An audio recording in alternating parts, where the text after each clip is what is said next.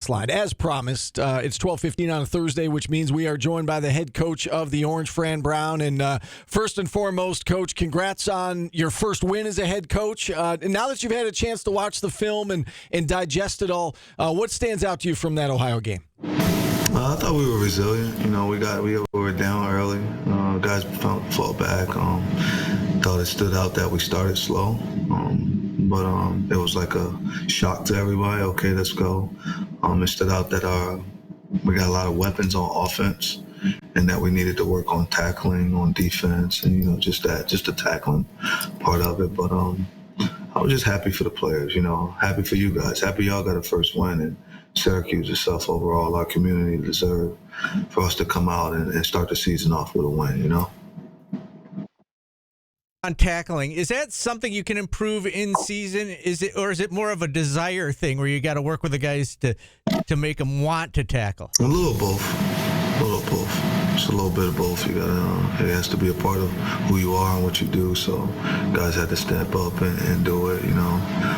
Last week when I called, it was Michael Jackson's birthday, I think, and you guys were playing, looking at the man in the mirror.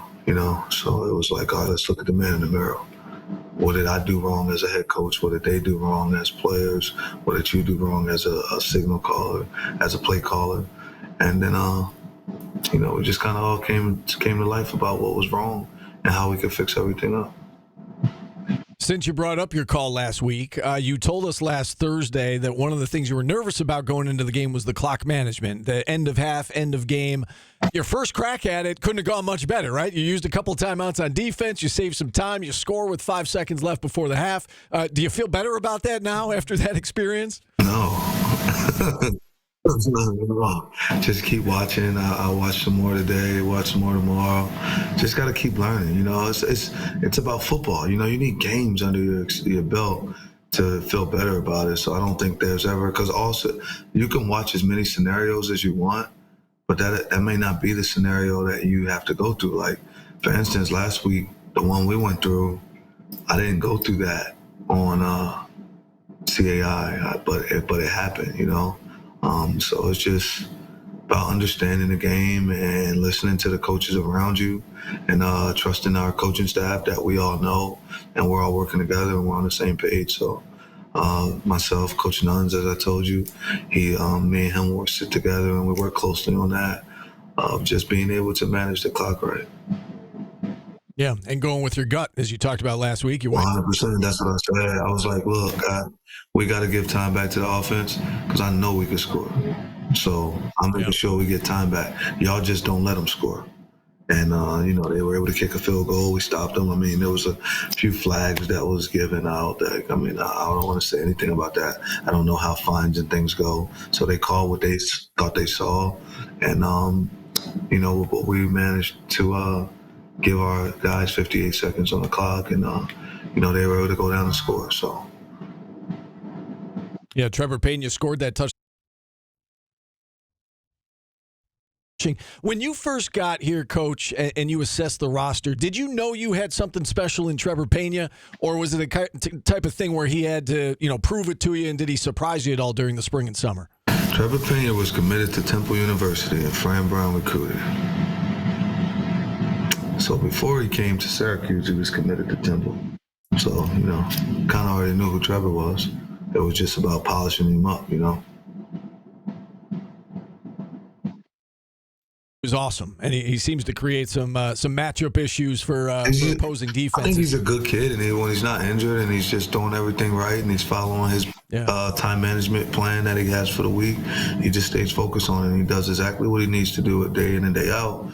Good things happen to good people. He's a good person. He comes from a good mom, good family, his brothers and all. So I'm just very thankful that he's on our football team, Yeah, a fantastic opener for him, and he's dealt with injuries since he's been here. Good to see him healthy and certainly helping the team. I do want to ask you about the offensive line. How would you assess the way the O-line played on Saturday? Well, it was about 75%. We're about 75. We got a lot more they can get done. They're a much better group, so we got to show that this week.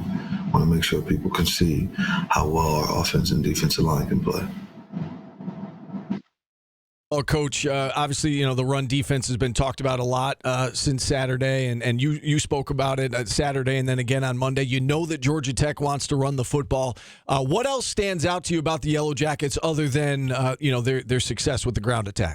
I think they do a great job throwing the deep ball, and the intermediate pass also.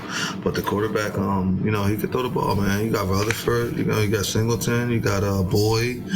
Carey, they got some guys that they get the ball to, so Chase Lane's a good player.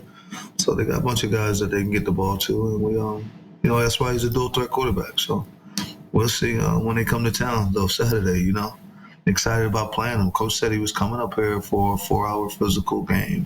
So, of course, they're saying they're going to come and just run on us like crazy. So we just got to try and stop it. Obviously, you'll miss Marlowe Wax on Saturday. He started 39 consecutive games in an orange uniform, longest active streak, and that will come to an end on Saturday. Kind of a two-part question with Marlowe. I don't know if you can share anything about the injury. You had mentioned on Monday he's going to be out about 6 weeks. More so than physically, though, Coach, how's he doing emotionally, dealing with the fact that he's going to miss some time here? And how do the rest of the guys on that side of the ball make up for it? So first off, the way we make up is by doing our job. Don't try to come in and be Marlowe, because that's not you.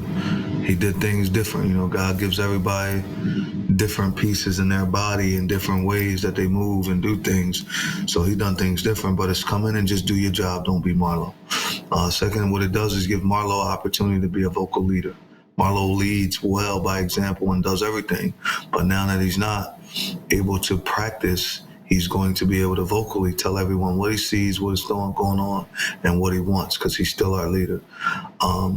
Then this also gives us an opportunity to show the depth that we have. Can these guys step up? Can we coach? Can we coach the number 2 now? You got other guys that are coming in that are going to do things. So it's just, I think it's a big opportunity for everyone. Everyone's going to be able to grow through this. Marlowe will be back in about 6 weeks, and he'll be able to come and do what he does as Marlowe. But before, we just want everyone to grow. I want Marlowe to grow, and I want them to grow. And then Marlowe mentally, emotionally, he's doing really well. His mental is super strong. He got a great mom, grandmom, Sky mom, his girlfriend. Just all of them they're all real close. They're a close-knit family, and they've been here for him. I think they just left yesterday, if I'm not mistaken.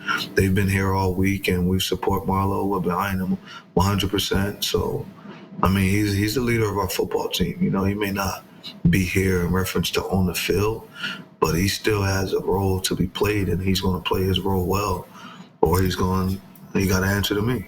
So we still hold him accountable for everything that he needs to do off the field, since he can't be on the field right now. Good to hear that he will be back. I do want to ask you about another defensive star from Syracuse from a while back, and that's Dwight Freeney. He's going to have his jersey retired on Saturday. And, it seems like welcoming the alums back into the program has been a priority for you. And I was hoping you could speak to that. Why is it so important to welcome the Dwight Freeneys and Donovan McNabbs and everybody back into the fold? They're some of the best football players to ever play the game. Period. So if you don't welcome them back, if you don't give them an open invite, if you don't make sure they know that they will always have a room here, then I don't know. It doesn't make sense to me. It's like my oldest son will always have a room at my house. No matter what goes on, where it's at, you always got a place to go. This is their house. I just came around. So they always going to have a place here. There's no... they always going to have a play. And they were so open-armed to me. Dwight Freeney and me got on the phone, me being a coach and been watching them play all this time. I get to call him and we talk, and he talked to me about pass rush and how he help our players. Donovan McNabb did the same thing. Donovan Darius, just the way, and he's all down-to-earth dudes, Kevin Johnson. They all cool guys that was just open. I had Keith Bullock come up here and hang out with me for about 5 days. Just talking and showing me different things that I can learn and that I can see. So, these dudes, man, they love their school. Why would I not let them come back home whenever they want? It's theirs. I'm just in here trying to make sure that I'm running it the way that they see fit. It's well said. Last question from me, Coach. Just when you look at this matchup on Saturday, Syracuse, Georgia Tech, noon kick, what does this game ultimately come down to in your mind? Physical.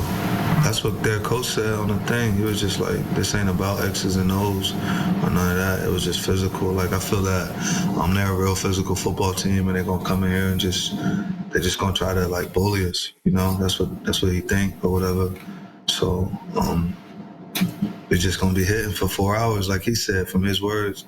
And he coached me, and he said, yeah, I ain't really know him. He was on the other side of the ball, so like, we don't know each other, and I'm gonna see you Saturday when you get here. You know, we're ready to be physical, so we got to work on our physicality, because they've shown that they're a real physical football team, and they beat some good football teams in their physical. So we just gotta we got to be ready for when they come in, because they are good.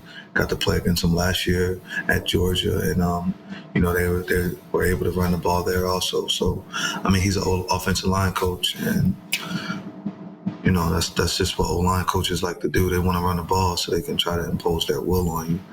And I like to hit. So we'll see them Saturday.